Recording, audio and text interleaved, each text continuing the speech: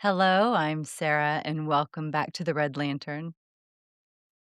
Yesterday, I took my daughter to the Department of Public Safety so that she could get her learner's permit. If you've ever been to the DPS or to the DMV, depending on where you live, you know this experience. They seem to require everything from you except your blood type before they'll give you a driver's license. And as we drove there, I could tell my daughter was anxious, and her anxiety made perfect sense. Her father was killed by an irresponsible driver, so of course she's afraid to learn to drive. As her mother, I wanted to comfort her. I wanted to tell her, honey, everything's going to be okay. But I can't do that because that would be a lie. Our family has learned something that I wish we never learned, that there are no guarantees in life. We learned that good people get hurt and good people even get killed.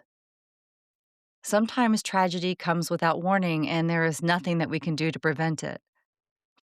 So instead of making promises to my daughter that I couldn't keep, I tried to lighten the mood.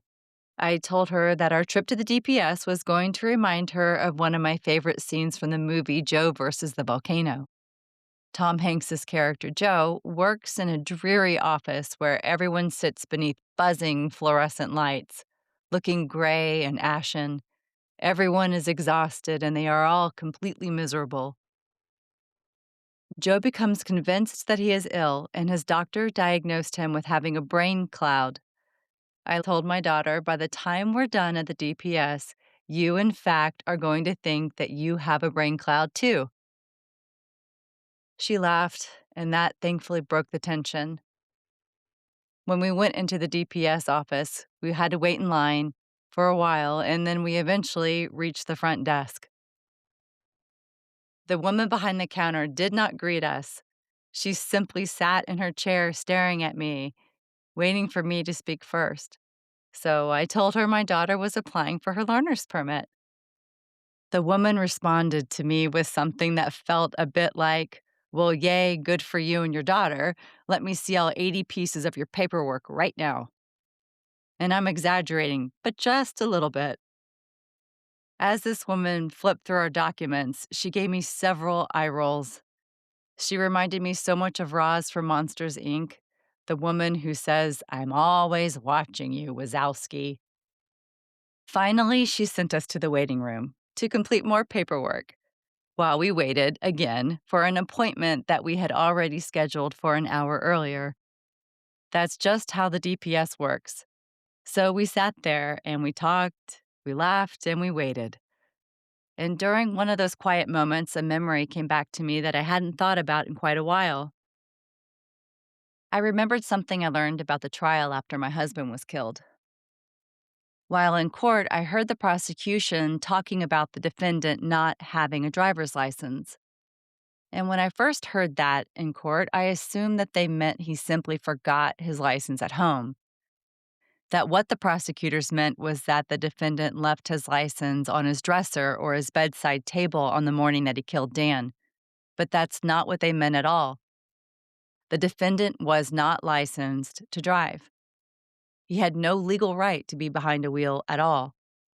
The crash that killed my husband never should have happened.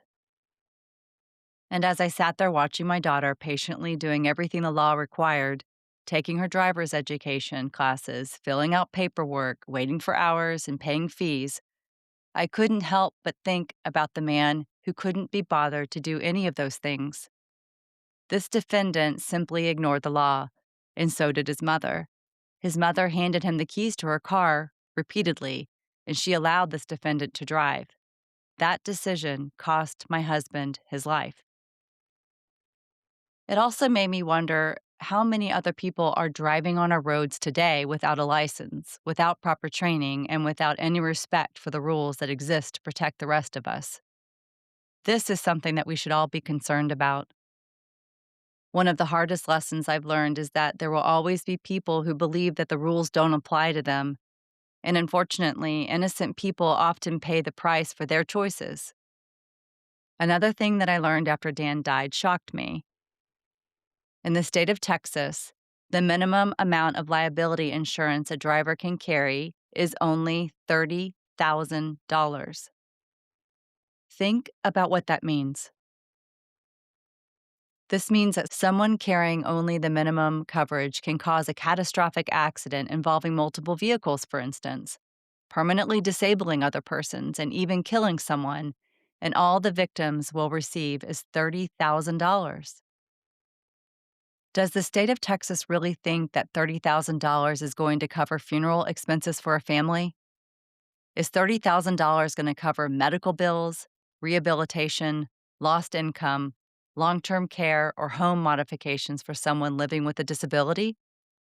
$30,000 doesn't begin to cover the financial cost of a tragedy, much less the emotional part.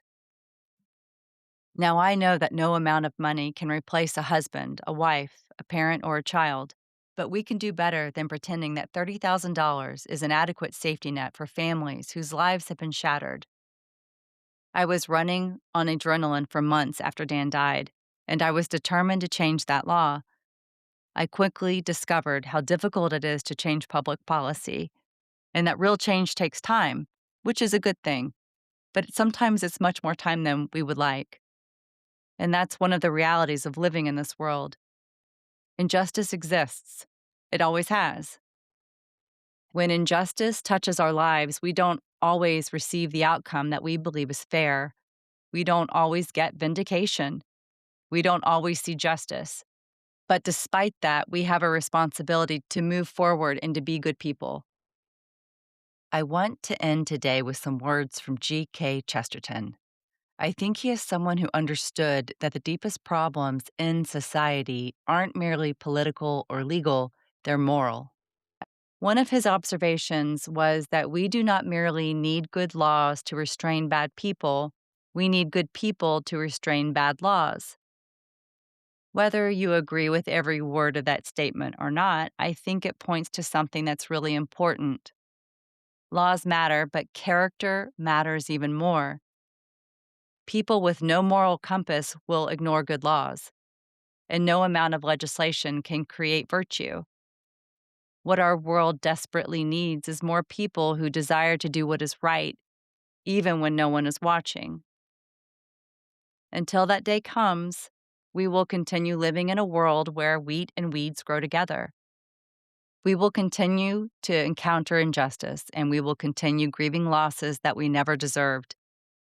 But we can also continue to choose integrity, and we can continue to choose compassion, and we can choose to be good. And maybe through these choices, we can make the world just a little bit better for everyone in it. So, until we meet again, keep living until you feel alive.